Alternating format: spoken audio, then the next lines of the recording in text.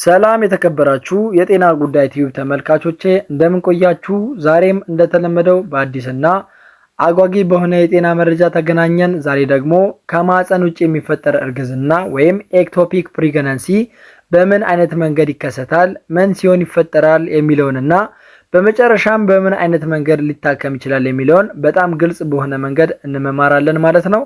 እንግዲህ ውድ ተመልካቾቼ ቻናሉ የሚለቃቸውን የጤና መረጃዎች ዳግም ለማግኘት ከፈለጋችሁ ደግሞ እንደተለመደው እንግዲህ ሰብስክራይብ እና ላይክ እንዲሁም ኮሜንት እንዳይለያችሁ እላለሁኝ። እስከ ፍጻሜያችን ድረስ መልካም ቆይታ ይሆንላችሁ። ከማህፀን ውጪ እርግዝና ማለት እንቁላሉ ከማህፀን ውጪ በማህፀን ቧንቧ ውስጥ በመቆየት የሚፈጠር እርግዝና ነው። ይህ የሚሆነው የዳበረው እንቁላል ለመጎልበት በማይችል ቦታ ላይ ሲያርፍ ነው። ከማህፀን ውጭ እርግዝና አብዛኛውን ጊዜ የሚከሰተው በማህፀን ቱቦ ወይም እንቁላል ከሚፈጠርበት ማህፀን ጋር የሚያገናኝ መዋቅር ውስጥ ሲከሰት ነው። አልፎ አልፎም ከማህፀን ውጭ የሚከሰት እርግዝና በሆድ ዕቃ ወይም በማህፀን ጫፍ ላይ ሊከሰት ይችላል። እርግዝናው ከማህፀን ውጭ ከሆነ ሊቀጥል አይችልም። ምክንያቱም እርግዝናን ሊሸከም የሚችለው ብቸኛው ቦታ ማህፀናችሁ ብቻ ስለሆነ ማለት ነው። ጽንሱ ከማህፀን ውጪ ወይም ኤክቶፒክ ፕሬግናንሲ ከሆነ ለህይወት አስጊ ሊሆን ይችላል። በተለይ ደግሞ የማህፀን ቧንቧ ወይም ፋሎፒን ቲዩብ የምንለው አካል ከፈነዳ ለህይወት እጅግ በጣም ከባድ ሊሆን ይችላል። ይህ የማህፀን ቧንቧው የፈነዳበት ውርጃ ሲሆን ከፍተኛ የደም መፍሰስ፣ ኢንፌክሽን እና አንዳንዴም ሞት ሊያስከትልባችሁ ይችላል ማለት ነው። ይህ ደግሞ አስቸኳይ የህክምና እርዳታ የሚያስፈልገው ሁኔታ ነው። የጤና ባለሙያዎችም ውርጃውን ከማህፀን ውጪ ከሆነ በጣም በፍጥነት ማከም ይኖርባቸዋል ማለት ነው። ውጫዊ እርግዝና ወይም ኤክቶፒክ ፕሬግናንሲ ማለት የዳበረው እንቁላል ከማህፀን ውጪ ሲተከል የሚፈጠር ሁኔታ ሲሆን ነገር ግን እንቁላሉ ወደ ማህፀን ቱቦዎች በመጓዝ በማህፀን ግድግዳ ላይ ተተክሎ ማደግ ሲኖርበት እንቁላሉ በመንገድ ላይ በሚገኙ ሌሎች አካላት ላይ ይተከላል። ይህ ሁኔታ በብዛት የሚከሰትበት ቦታ ደግሞ የማህፀን ቱቦዎች ውስጥ ነው። አብዛኛውን ማለትም ወደ 90% የሚጠጋው የውጫዊ እርግዝና የሚከሰተው እዚሁ የማህፀን ቱቦ ውስጥ ነው ማለት ነው። የጽንስ ከማህፀን ውጪ መፈጠር ወይም ኤክቶፒክ ፕሬግናንሲ የመጀመሪያ ምልክቶች ከተለመደው የእርግዝና ምልክቶች ጋር ሊመሳሰሉ ይችላሉ። ነገር ግን ከማህፀን ውጪ በሚፈጠር እርግዝና ወቅት የሚከተሉትን ተጨማሪ ምልክቶች ደግሞ ሊያጋጥማችሁ ይችላሉ።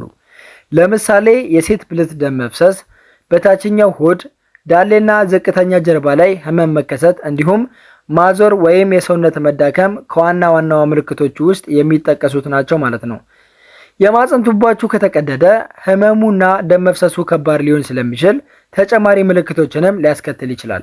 ከነዚህም መካከል ለምሳሌ ራስን መሳት፣ ዝቅተኛ የደም ግፊት ወይም ሃይፖቴንሽን፣ የትከሻም ህመምና የፊንጢጣ ግፊት ወይም የአንጀት ችግር ሊገጥማችሁ ይችላል ማለት ነው። የማህፀን ቱቦ ሲፈነዳ በታችኛው የሆድ ክፍል ላይ ድንገተኛና ከባድ ህመም ሊሰማችሁ ይችላል። ይህ ከሆነ ወዲያውኑ የጤና እንክብካቤ አቅራቢዎችን ማነጋገርና አፋጣኝ መፍትሄ ማግኘት ይኖርባቸዋል ማለት ነው። በአብዛኛዎቹ ሁኔታዎች የእንቁላልን በረራ ወደ ማህፀን ከሚያዘገዩ ወይም ከሚከለክሉ ነገሮች መካከል ኤክቶፒክ ፕሬግናንሲ ወይም ከማህፀን ውጭ እርግዝና ዋነኛው ነገር ነው። ይህ ደግሞ በሚከተሉት ምክንያቶችም ሊከሰት ይችላል። ለምሳሌ ከዚህ በፊት በነበራችሁ ቀዶ ጥገና ምክንያት ጠባሳ፣ መጣበቅ ወይም የቧንቧ መቆጣት ካለባችሁ፣ በአባላዘር በሽታ ምክንያት የማህፀን ቱቦአችሁ ጉዳት ከደረሰበት፣ ስትወለዱ ያልተስተካከለ የማህፀን ቱቦ ካላችሁና የማህፀን ቱቦአችሁን የሚዘጋ እጢ ካለባችሁ ከማህፀን ውጭ እርግዝና የመፈጠር እድሉ እጅግ በጣም ከፍ ያለ ይሆናል ማለት ነው። የማህፀን ውጭ እርግዝና አስቸኳይ የህክምና እርዳታ የሚያስፈልገው ችግር ነው። ማህፀን ብቸኛው በማደግ ላይ ያለውን ጽንስ መያዝ የሚችል አካል ሲሆን ምክንያቱ ደግሞ ማህፀን ጽንሱ እያደገ ሲሄድ መለጠጥና መስፋት የሚችል አካል ሲሆን የሴት እንቁላል ቱቦዎች ግን እንደ ማህፀን ተለጣጭ አይደሉም። በዚህም ምክንያት የተዳቀለው እንቁላል እያደገ ሲሄድ ሊፈነዳ ይችላል። ይህ በሚሆንበት ጊዜ ከባድና ለሞት ሊያደርስ የሚችል ውስጣዊ ደም መፍሰስ ሊያስከትል ይችላል። ይህ ደግሞ አደገኛ ነው። ስለዚህ በማህፀን ውጭ እርግዝና ወቅት የሚፈጠር የሴት እንቁላል ቱቦና ሌሎች የአካል ክፍሎችን ውስጣዊ ደም መፍሰስንና ሞትን ለማስወገድ ወዲያውኑ መታከም ያለበት ነገር ነው ማለት ነው። ብዙ ሴቶች እርግዝናቸው ከማህፀን ውጭ እንደሆነ የሚያውቁት ለቅድመ ወሊድ ምርመራ፣ ለደም ምርመራ ወይም ለአልትራሳውንድ ሲያመለክቱ ነው። የእርግዝና ክትትል የሚያደርገው ሐኪም በእነዚህ ምርመራዎች ላይ በመመስረት ከማህፀን ውጪ የሆነ እርግዝና መከሰት አለመከሰቱን ሊነግረን ይችላል። እነዚህ ምርመራዎች ደግሞ የሚከተሉትን ያካትታሉ። ለምሳሌ አንደኛ የሽንት ምርመራ ወይም ዩሪን ቴስት የምንለው ሲሆን ይህ ምርመራ የሽንት መመርመሪያ ስትሪፕ ላይ በመሽናት የሚደረግ ሲሆን ከዚህም የሽንት መመርመሪያ ስትሪፕ በሽንት ናሙና ውስጥ ይነከርና ይመረመራል። ከዚያም በመነሳት ውጤቱ ይዘጋጃል ማለት ነው። ሁለተኛ የደም ምርመራ ወይም ብለድ ቴስት የምንለው ሲሆን ሕክምና ባለሙያው በሰውነታችሁ ውስጥ ያለውን የሂውማን ክሮኒክ ጎናዶትሮፒን ሆርሞን መጠን ለማወቅ ደማችሁን ሊመረምር ይችላል። ይህ ሆርሞን የሚመረተው በእርግዝና ወቅት ብቻ ነው። አነስተኛ መጠን ያለው ሂውማን ክሮኒክ ጎናዶትሮፒን በኤክቶፒክ እርግዝና ወቅት ሊከሰት ይችላል። ምክንያቱም የተዳቀለው እንቁላል በማህፀናችሁ ውስጥ ሲተከል የሂውማን ክሮኒክ ጎናዶትሮፒን መጠን በከፍተኛ ሁኔታ ይጨምራል ማለት ነው። ስለዚህ የዚህ ነገር መቀነስ በራሱ አመላካች ሊሆን ይችላል ማለት ነው። ሶስተኛ ደግሞ አልትራሳውንድ ምርመራ ሲሆን አልትራሳውንድ የሰውነታችን ውስጣዊ መዋቅሮች ምስል ለመፍጠር የድምፅ ሞገዶችን ይጠቀማል። የህክምና ባለሙያዎች ደግሞ የተዳቀለው እንቁላል የት እንደተተከለ ለመለየት ይህን ምርመራ ይጠቀማሉ። የህክምና ባለሙያው የኤክቶፒክ እርግዝና ተፈጥሮ እንቁላሉ መፈንዳቱን ከጠረጠሩ ካሎሴንቴሲስ የተባለ ምርመራ ሊያደርጉ ይችላሉ። ነገር ግን ይህ በጣም አልፎ አልፎ ጥቅም ላይ የሚውል ነው። እንግዲህ የማህፀን ውጭ እርግዝና ቀደም ሲል በምን እንደሚመጣና እንዴት እንደሚመጣ እንዲሁም ከተፈጠረም ደግሞ በህክምናው ዘርፍ ምን አይነት የምርመራ ሂደት እንደሚደረግለት ተመልክተናል። አሁን ደግሞ እንዴት እንደሚታከምና ምን አይነት ህክምና እንደሚደረግለት አንዳንድ ነጥቦችን አጠር አድርገን እንመለከታለን ማለት ነው። የጤና እንክብካቤ አቅራቢዎች ከማህፀን ውጭ የሚፈጠር እርግዝናን በመድኃኒት ወይም በቀዶ ጥገና ያክማሉ።